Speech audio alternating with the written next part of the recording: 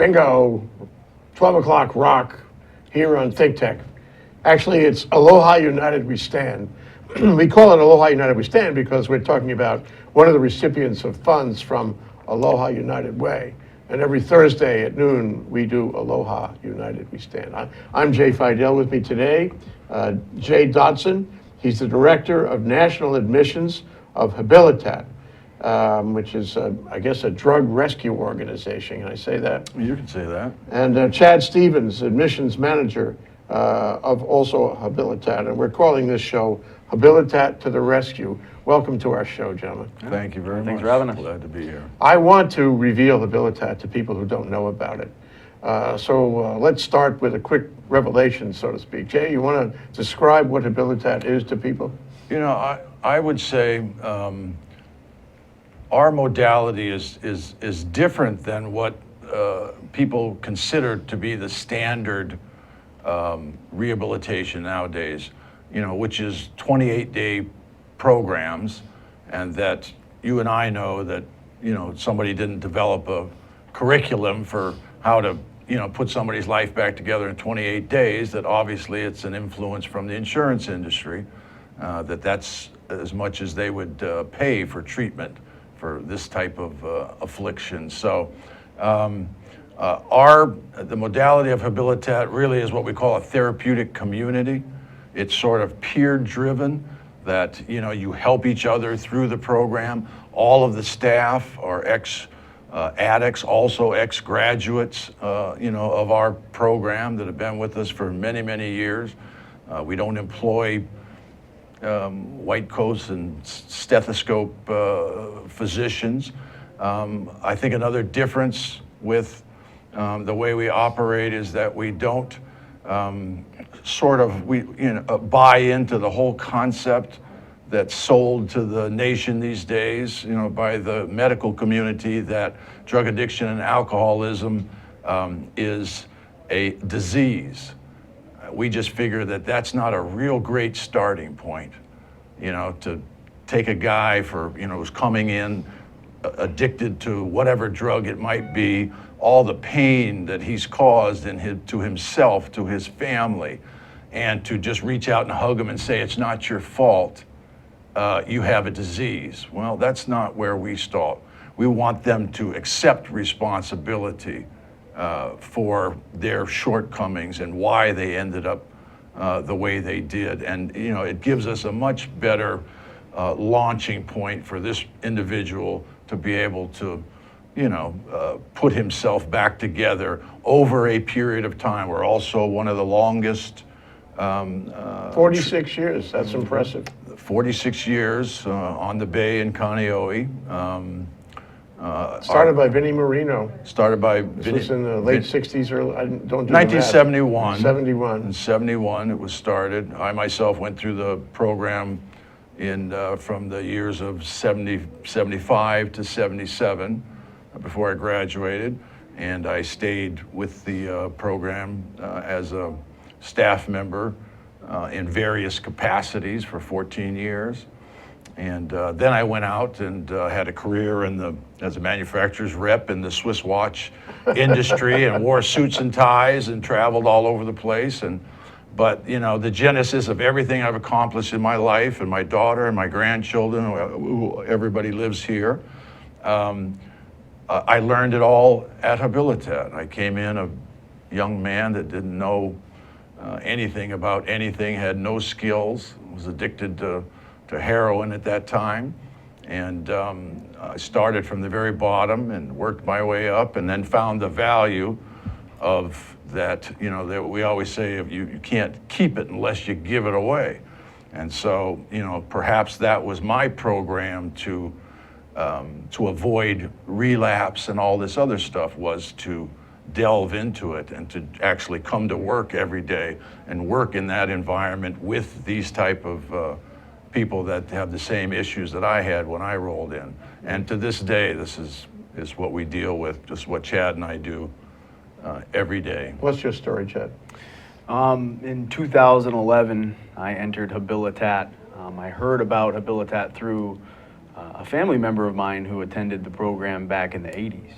And over the course of from about 2006 to 2011, I made a series of bad choices, and I became addicted to drugs. I flunked out of school. I wasn't doing anything with my life. I couldn't keep a job. My family was upset, and I knew that Habilitat had been around a long time.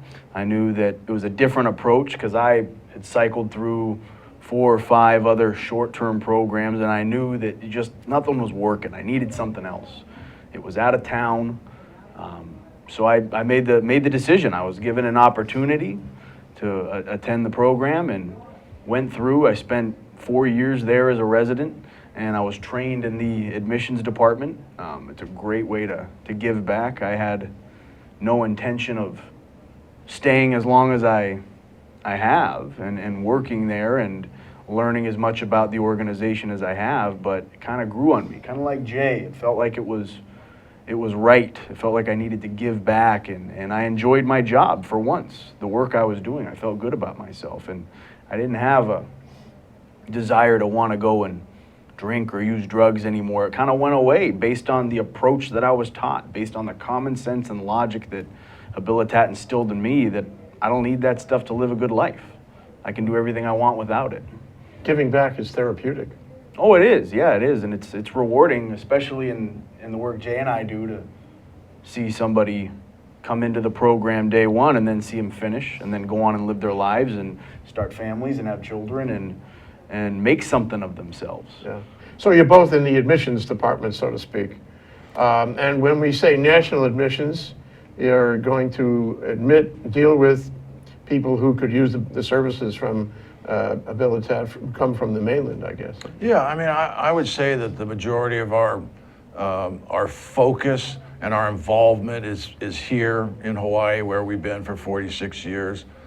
Any obligation to help, even in the prison system, which we're involved with, quite heavily, because we are the most, one judge calls us the gold standard, but we're kind of the most difficult, longest, serious programs available, for drug and alcohol treatment in Hawaii. That's because you've been there, and you can appreciate what happens on the street more than somebody who hasn't been there. Yeah. Right. But there's another element here, and I get it from you, and I guess I know it independently, is that you're into tough love.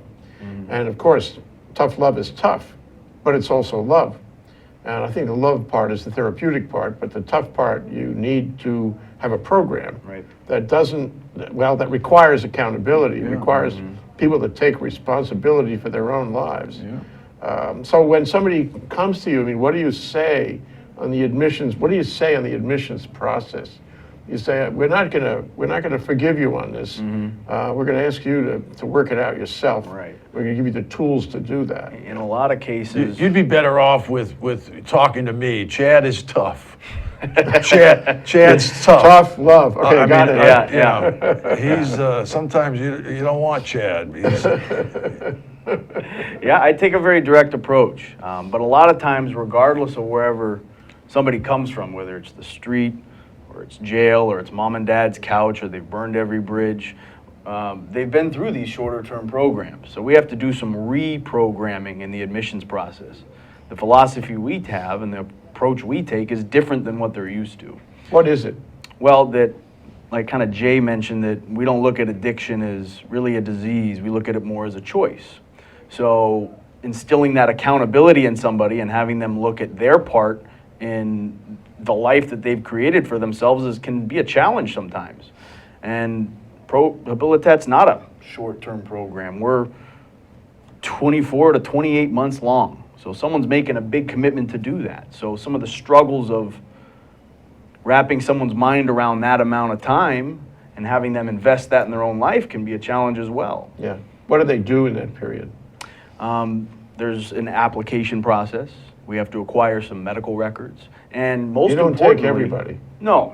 Most importantly, what do you take? Who are the ones that fit? Well, it's first of all, you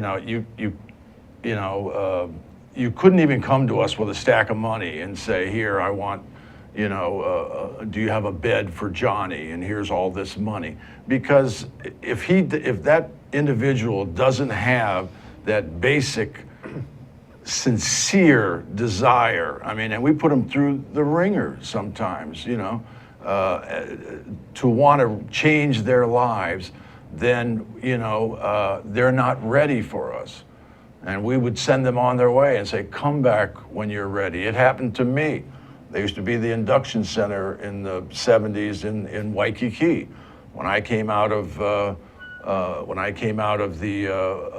Army, for instance, I went down to speak to them because I was already, had been using drugs while I was in service, and also as soon as I came out.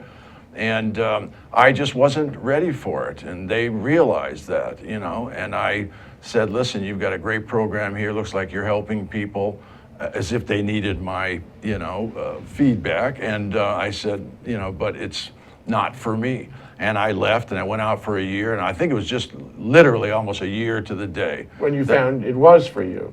I rolled back in, just a wreck. Ready to make a commitment. Ready to make a commitment. Down deep.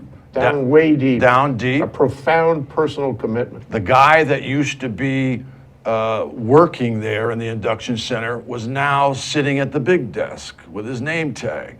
And he proceeded to tell me, this is what I've done in the last year, and now I have a new place and I'm getting married, and now I'm the director here and I do this.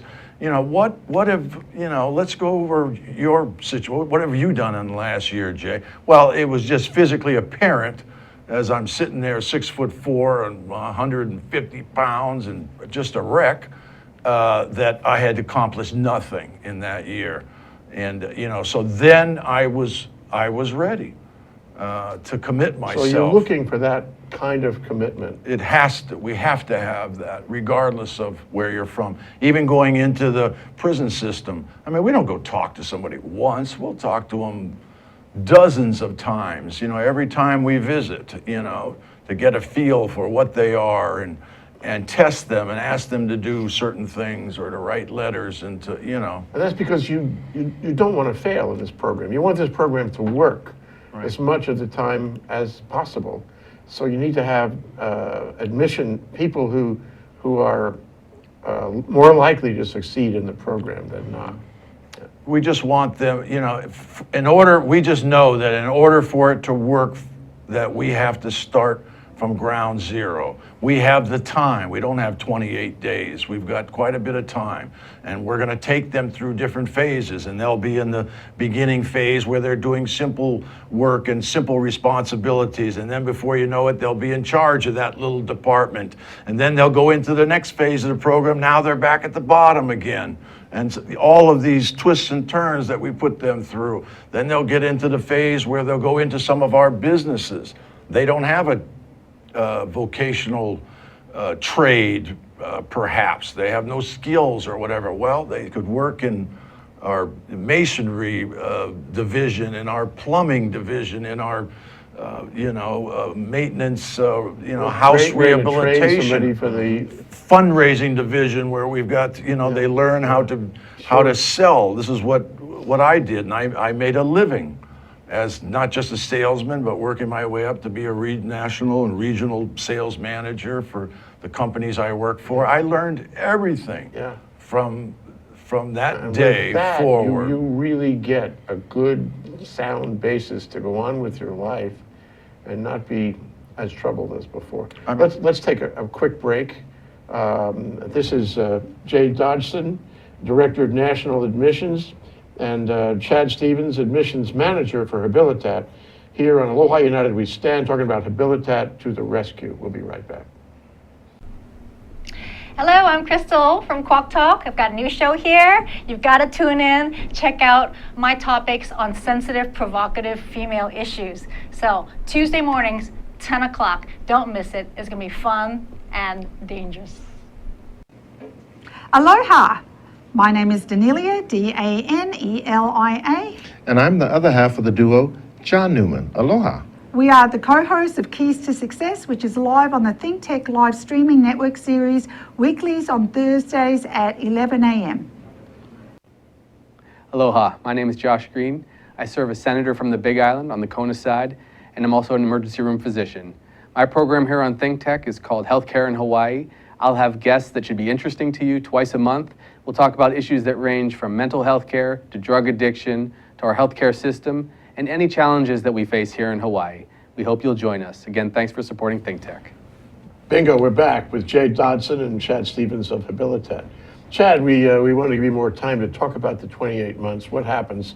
And I think Jay has described that to some extent, but let's have it from the ground up. Sure, it's a multi-phase program. So day one, you come in and you're more or less briefed on the earning process. The first 6 to 8 months is the treatment phase where someone really kind of works on their moral character. They learn about the program's basic responsibilities and philosophy, and they learn to create a solid foundation for friendships. And the first 1 to 3 months are generally the toughest. Being away from family, being out of their element, becoming adjusted. And we pay close attention to that. We want to find out what somebody does well and what somebody doesn't do well. After the 6 to 8 month mark, they're going to move into the vocational training departments. And Jay mentioned some of them, but we have everything from culinary arts. We have a all-kind grind lunch wagon that is around the island that serves good food. A sales and marketing department that puts on 2 large annual fundraisers, which is our Christmas tree fundraiser. So we've been selling Christmas trees for close to 40 years now. And our annual luau auction and benefit concert, which was just held June 4th. Only a few days ago. Yeah, exactly. We also have construction crews that perform vinyl fencing and masonry work. We have a plumbing division, a moving division, and we also have back office type work that residents can receive training in as well, which is more clerical. So wherever you're at in the program, you're going to receive some type of training in a department, and sometimes it's for their benefit. Sometimes we can utilize somebody for some skills that they already have. And other times we'll teach them something completely new and something completely different.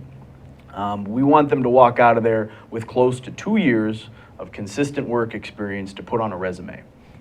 Yeah, now is the program always the same for everybody, or do you change it from person A to person B? Is it different? Do I know what's going to happen in the 28 months on day one? You know you're going to be there. You know you're going to go through 4 mandatory phases. How long you spend in each phase is somewhat dependent on how well you're doing there. I mean, we're not dealing with angels here. People come in and they're going to make mistakes. They're coming to address their demons. So they know they're going to stay for 28 months. How fast they transition through each phase is dependent upon how well their behavior adjusts. But the program's also tailored to work with people based on the types of mistakes they make and the types of behavior flaws that they have. So someone may have a great work ethic, but they just have a bad attitude. And someone may be the nicest person in the world, but they're lazy. So we have to gear our focus towards helping them with their weaknesses, kind of dependent upon what we notice and how they perform. You're watching them all the time. Yeah, they're under close monitoring, and as time goes on, we kind of back off a little bit with the therapy as they start to kind of pick up and walk on their own 2 feet. You give them therapy? Yeah, oh yeah, definitely. Jay mentioned the therapeutic community model where you're not only responsible for your own treatment and program, but you're also responsible for your peers. So it's not as much as the staff and the coaches and teachers teaching them and inducing the therapy. It's the resident to resident inducing that therapy and kind of watching over each other. I mean, as they work together, they live together. There's, in a communal setting, you can have frustrations over a period of time, and this is why we have what we call our encounter groups, where there's an opportunity for them to sort of vent some of their frustrations. It's a group discussion. Group discussion, sometimes at the top of your lungs. The rules are Sometimes it's really necessary. The rules are no leaving your seat, no threats of violence, and no violence. I can honestly say that in 46 years in Habilitat, there's never been a punch thrown. Now, and that's an absolute miracle. If you were to see, we've had some of the toughest individuals that from the state of Hawaii or elsewhere, but they respect that this is a nonviolent environment, and it just never gets to that point. But we have in tune. So during the course of these encounter groups, they're talking to their peers, because it's not us telling them that you're so talented, but you don't see it and you don't take advantage of things and you're lazy. It's your peers, guys going through the program and girls going through the program with each other. You got girls too. So we've got, probably a third of the population are females. So it's very direct, very honest, very candid. Very candid. And the people in the program know bullshit when they hear it. Yeah, and there's separation as well, that as soon as you get there, you realize that there'll be no male and female fraternizing. You had time for that prior to this, and I don't think you handled it real well from looking at everybody's situation and how they've messed up their lives. Suppose the person is married when they come in to you. They're still separated. In fact, if they were married or something, if they're there together, there's problems, and their problems are not the same. They have to be addressed. So we have female clinicians, coordinators that deal specifically with females, and perhaps But you could have a married unique couple. You could have a married couple. They might not be able to even communicate with each other for the first so many phases of the program. It's separated. You don't even a girl doesn't even talk to a male without another girl monitoring the conversation to make sure that it's can they have you have a residence for them? Where is it located? Yeah. We're in Kaneohe, right on the bay. We have an 1.5 acre facility nice. overlooking. Yeah, it's a gorgeous facility, and Yeah. and over time, it's been built upon to accommodate up to 150 people. So everything is on that one facility. The dormitories, the separate, we've got separate living quarters that maybe the guys in the last phase of the program, where they have a little bit more space, a little bit more room, maybe a big screen TV or something of that nature, where the other people just coming in the program might be in more of a dormitory setting. Can they leave? And the kitchen, Can they walk out one day? they Can they take a walk, go down, whatnot? when you reach a certain phase, as you transition through each phase, we issue more freedom. With that comes more expectations and more accountability. But if you're a resident in the program, you're not allowed to leave by yourself at any time.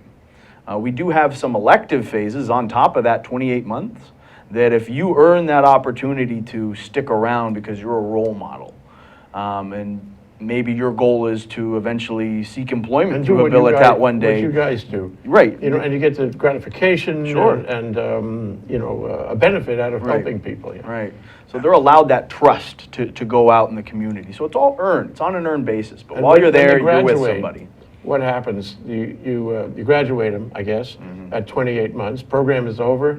And if they don't hang around, not everybody hangs around, yeah. What happens? They go back into the community. You get them a job? Do you watch them? Do you follow them after that? I think you'll find that,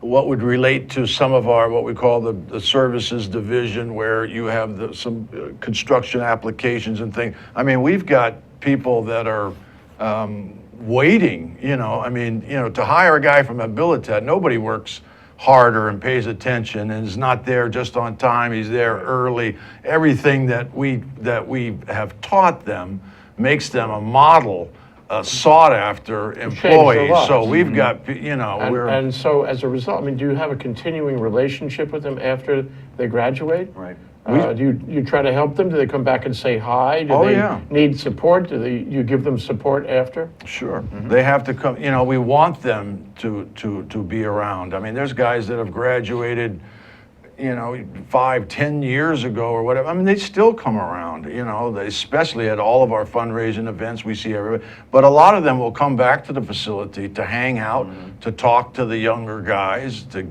give it away. I mean, if you've done that, you have some sense of pride you know, and you are the older brothers. Yeah, you know, sure. You come So back. You're the mentor, mentoring You're the mentor. the younger people. And they let them know. We've got a guy that's been at Whole Foods for quite a while. He's always coming on the facility. One thing you said, and- Chad, earlier is you said that you were the tough guy. Maybe you said this, Jay. And Jay was the love guy. So I get the tough, but what about the love? I'm not sure. I don't know if the distinction is that great. I'm just saying that I've seen Chad, you know, in action, and you're not slipping anything by him. Let's put it this way. And he will test you. And this is, you know, we're. That's the way the system works at Habilitat. And we're yeah. talking about the You admissions. guys are very serious. And we're talking right? about the admissions. We're with the admissions department, Yeah. which means you're not even in yet. So, you know, this is not the clinical staff dealing with them. And Almost out of time, so I want to ask you one more question. sure. What about dropouts? What about recidivism? Well, Habilitat is kind of prided upon reducing the recidivism rate. For those, not everybody makes it. And it's like that across the board for any treatment center. Habilitat's a big commitment, so we know that there's going to be some that drop off, some that aren't interested, some that would rather go back to jail or go back to their old lifestyle. Sad when they do that. Right, right. But for those that finish the program, we pride ourselves on having close to 70% of them do well forever. Yeah. So not everybody finishes, but for those that do, we pride ourselves on that. When they finish, can they ever come back and be in the program again, run through the program a second time? we have a, you know, we have an example of that as of 2 days ago. We have a young man that graduated the program, and you know, in a nutshell, ended up using drugs again. And I remember him, you know, being in the office the other day, and you know, I told him, I said, this didn't happen, you know, a week after you left. I said, your problems were probably a year prior, that you had stopped setting up your foundation. You thought that you had it, and your peers allowed that to happen, you know? And he was going through his paperwork with a guy that works in our department that was his buddy, you know? And, you know, it was a classic to see how uncomfortable it was. Here's this guy, they loved each other. And this guy, you know, stayed with the program. This one went out, and now he was back, not in the best of shape. And going through his paperwork and all the detail was one of his friends, you know, that you could just see in his mind that he said, I wonder what I could have done to help make this a different situation. But he's back. He's back, and you let him come back. Yes, he's got a. Well, we're out of time, but I just want to offer this thought that since you joined Habilitat nearly 46 years ago, the amount of drugs in this state has increased by many, many times over, I think. I remember Duke Iona, the lieutenant governor under Linda Lingle, had a war on drugs for a while. We haven't heard about wars on drugs, but you guys have continued the fight all this time. And I mean, kudos to you for being around, for staying the course, for offering these services in a community which needs them all the more every day. Sure. So kudos to you, and I hope you can keep up with it as we go forward, because it's probably going to be a greater problem going forward. It's good. You're right. It's going to be. Yeah. So we appreciate everything Aloha United's Way has done to assist Habilitat in continuing its vocational training and offering treatment to those who need it. Without their assistance, we wouldn't have the resources that we do. So thank you. Well, thank you. Yeah. Thank you, Chad Stephens. Thank you, Jay Dodson. I guess I'll see you at Christmas for my tree. There you go. Perfect. Thanks. Aloha. Aloha.